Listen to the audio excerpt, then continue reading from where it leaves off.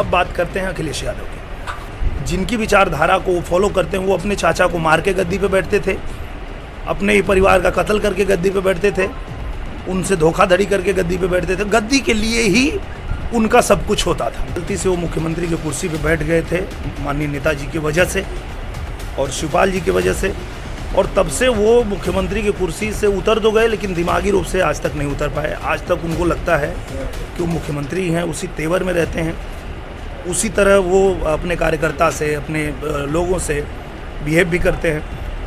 तो मुझे लगता है कि कोई भी उनके पार्टी का कार्यकर्ता अगर परेशानी में है या जैसे भी है, तो अगर वो उम्मीद रखता है कि उसके लिए वो कुछ करेंगे, तो वो कुछ करने वाले नहीं हैं। वो सिर्फ अपने लिए ही करते हैं और वो किसी के लिए कुछ नहीं करते। तो चाहे वो आजमगढ़ की जनता हो, चाहे आजम खान हो, चाहे वो शिवपाल जी हों, जो लोग भी समाजवादी पार्टी के लिए कुछ भी किए हैं, अगर उनको लगता है कि अखिलेश यादव उनके लिए खड़े रहेंगे, तो वो नहीं रहेंगे। अखिलेश यादव के बारे में जब आप पूछते हैं, तो आप लोगों ने उनके बयान सुने होंगे कि वो हमारे क्रांतिकारियों की तुलना, हमारे देशभक्तों की तुलना वो जिन्ना से करते हैं। जिन्ना कौन है?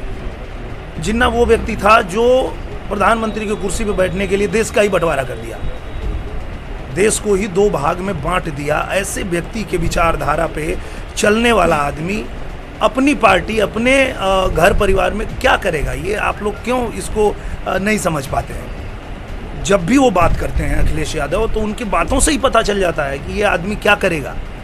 ना ये चाचा को पूछेगा, क्योंकि जिनकी विचारधारा को वो फॉलो करते हैं, वो अपने चाचा को मार के गद्दी पे बैठते थे, अपने ही परिवार का कत्ल करके गद्दी पे बैठते थे, उनसे धोखाधड़ी करके गद्दी पे बैठते थे। गद्दी के लिए ही उनका सब कुछ होता था। पर यहाँ जो भारतीय जनता पार्टी है, यहाँ गद्दी के लिए नहीं होता है, यहाँ समाज के लिए। यहाँ जब भगवान राम अगर जाते हैं वनवास, तो वो समाज के लिए जाते हैं, और वहाँ जा कर के जब रावण का वध करते हैं, तो पूरे पृथ्वी को एक ऐसी शांति मिलती है कि चलो भाई, एक आतताई का वध हो गया। शिवपाल जी के बारे में क्या विराम लगेगा? बीजेपी में बात आ रही है कि आने की बात। अभी देखिए क्या है, भारतीय जनता पार्टी की अपनी विचारधारा है, और हमारी विचारधारा से सहमत होकर कोई भी हमारी पार्टी में आता है, तो हम उनका स्वागत करते हैं। हम लोग कि भाई, हम इस विचारधारा पे चलने वाले लोग हैं। हमारे लिए राष्ट्र जो है वो सबसे ऊपर है। हमारा प्रोफेशन कुछ नहीं है, हम पर्सनली कुछ नहीं हैं। हमको अगर आप बोलेंगे कि आप एक हीरो हैं, आप एक नेता हैं, तो हम अपने लिए नहीं, हम अपने देश के लिए काम करते हैं, अपने राष्ट्र के लिए काम करते हैं, अपने राष्ट्र को सर्वोपरि रख के काम करते हैं कि हमें जो भी कार्य मिले, हम वो इसी दृष्टिकोण से करते हैं कि इसमें हमारे राष्ट्र का भला है कि नहीं।